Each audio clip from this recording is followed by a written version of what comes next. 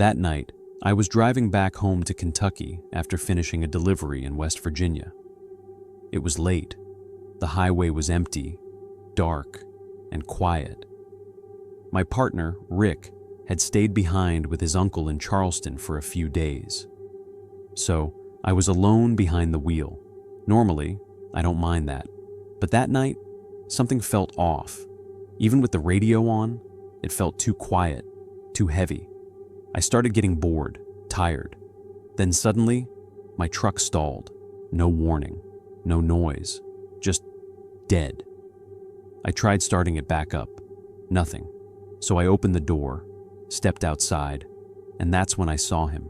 A man, just standing there, by the side of Route 97, out in the middle of nowhere. I flinched, but kept my cool. "Hey, you all right, man? What are you doing out here?" He said. "I've been trying to get a ride. I need to go a long way. Can you take me?" I told him, "Truck just died on me, buddy. Looks like I need a lift myself." Then he looked at me and said, "But your engine's running." I turned, and he was right.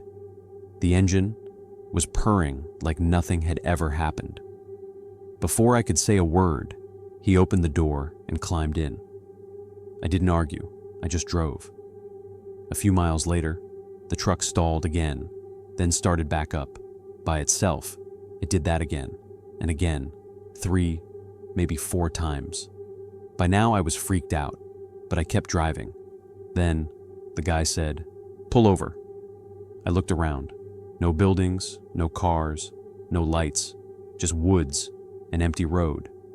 I asked, "Where the hell you going, man?" He stepped out, looked right at me, and said, "Come with us."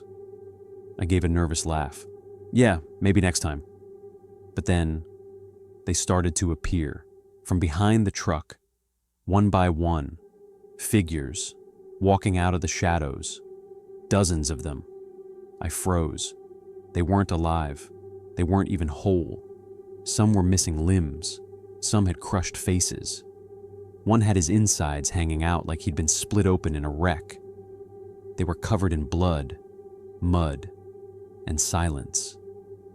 I reached for the key, dead again. They just stood there, staring. Then, all together, they whispered, "Come with us, come with us." I grabbed the wheel and held on. I wasn't stepping out, no chance. But one of them reached in through the window and grabbed my arm, cold, hard, and strong, too strong. He yanked me out of the cab and started dragging me. I screamed, "Let me go, please!" But they didn't stop. They dragged me off the road, into the woods, to this massive, rotting drainage ditch.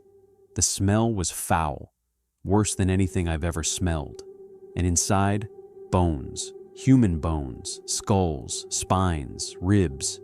Then one of them shouted, "Because of drivers like you, we ended up like this. You hit us, and you run, and they dump us like trash. Our families never know what happened, and our souls never find peace." Then, they shoved me in. I fell hard, right onto the bones, covered in rot and fear. But when I looked up, they were gone. I don't know how I got out, but I did.